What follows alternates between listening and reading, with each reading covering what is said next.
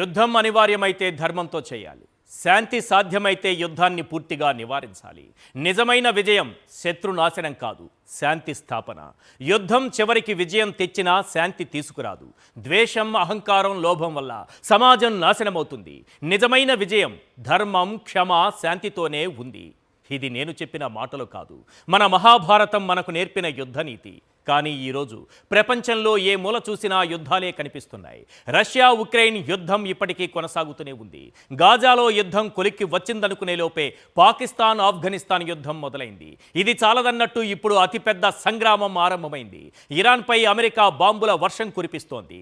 తగ్గేదే లేదంటూ ఇరాన్ కూడా క్షిపణులతో విరుచుకుపడుతోంది. దీంతో మిడిల్ ఈస్ట్ మొత్తం భగ్గుమంటోంది. అసలు ఇరాన్ అమెరికా యుద్ధం ఎందుకు జరుగుతోంది? ప్రపంచ దేశాలపై దీని ప్రభావం ఎలా ఉంటుంది? మరీ ముఖ్యంగా మన దేశంపై ఈ యుద్ధం ఎలాంటి ఎఫెక్ట్ చూపించబోతోంది? అన్నిటికంటే ముందు యుద్ధానికి కారణాలేంటో తెలుసుకునేటటువంటి ప్రయత్నాలు చేద్దాం. ఒకసారి స్క్రీన్ పైన చూద్దాం. అసలు ఈ యుద్ధానికి కారణం ఏంటి తెలుసుకునే ప్రయత్నం చేద్దాం. ట్రంప్ పెట్టినటువంటి పోస్ట్ సంచలనంగా మారిన నేపథ్యంలో అసలు యుద్ధం ఎందుకు మొదలైందన్నది ఒక్కసారి స్క్రీన్ పైన చూద్దాం.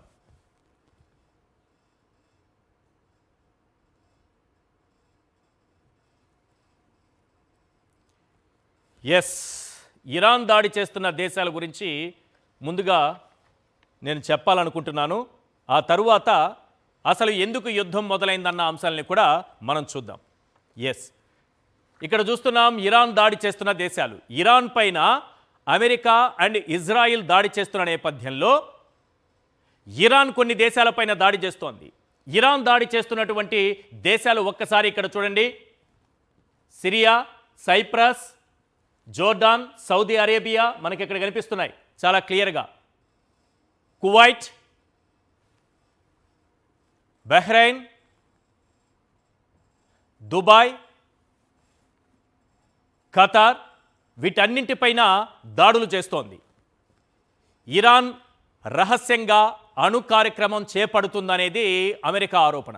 దీనికే యుద్ధం జరుగుతుందా అని ప్రశ్నించకండి. దీని వెనుక అనేక కారణాలున్నాయి. కానీ ఇరాన్ మాత్రం తాము అణు కార్యక్రమాన్ని కొనసాగించడం లేదని గట్టిగా వాదిస్తోంది. నిజానికి గత ఏడాది అక్టోబర్లోనే ఇరాన్ అణుస్థావరాలపై అమెరికా బాంబులు కురిపించింది. కానీ ఇరాన్ ఎలాంటి కవ్వింపులకు దిగలేదు.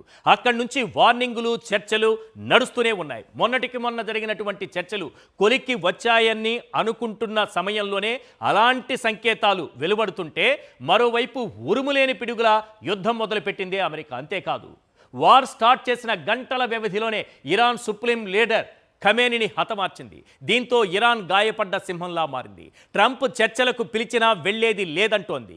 రణమే కానీ శరణం లేదంటోంది. కానీ ఇప్పుడు ట్రంప్ చేసినటువంటి పోస్ట్ సంచలనంగా మారింది.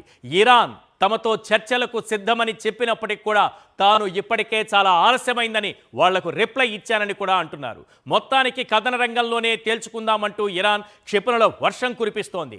అమెరికా, ఇజ్రాయెల్ పైన యుద్ధం చేయాల్సిన ఇరాన్ గల్ఫ్ దేశాలపైన కూడా యుద్ధానికి తలపడుతోంది. ఆ గల్ఫ్ దేశాలపైన ఎందుకు యుద్ధానికి తలపడుతోంది అనేది ఒక్కసారి చూస్తే ఇరాన్ మాత్రం తన పొరుగు దేశాలపై డ్రోన్లు, క్షిపణులతో విరుచుకుపడుతోంది. దీనికి కారణం వెరీ సింపుల్. ఈ దేశాల్లోనే అమెరికాకు స్థావరాలు ఉన్నాయి. అగ్రరాజ్యానికి చెందినటువంటి ఎయిర్ బేస్లు, నౌకా స్థావరాలు, మిలిటరీ క్యాంపులు, రాడార్ స్టేషన్లు ఈ దేశంలోనే ఉన్నాయి. ఇలాంటి 42 స్థావరాలని లక్ష్యంగా చేసుకుని మిజైల్స్ కురిపిస్తోంది ఇరాన్. ఈ సంగతి అటుంచితే అసలు అమెరికాతో యుద్ధం చేసేంత సీన్ ఇరాన్కు ఉందా? ప్రపంచంలోనే నెంబర్ 1 సూపర్ పవర్తో సమరం చేస్తోంది. అసలు ఏం చూసుకుని ఇరాన్కు ఇంత ధైర్యం? సైన్యం, ఆయుధాల పరంగా అమెరికా శక్తి ఎంత, ఇరాన్ బలం ఎంత? ఒక్కసారి మనం స్క్రీన్ పైన చూద్దాం.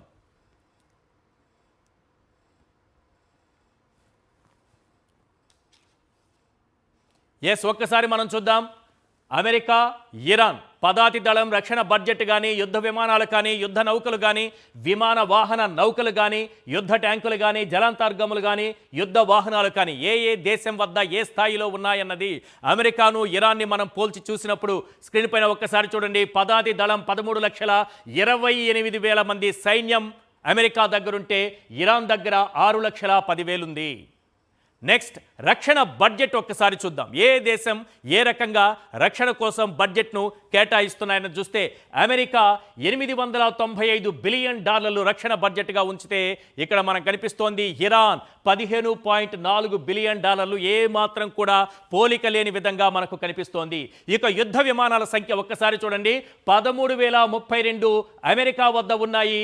యుద్ధ విమానాల సంఖ్య ఇరాన్ దగ్గర చూస్తే 551గా మనకు కనిపిస్తోంది. ఇక యుద్ధ నౌకలు 465 అమెరికా దగ్గర ఉన్నాయి, 109 మాత్రమే ఇరాన్ దగ్గర ఉన్నాయి.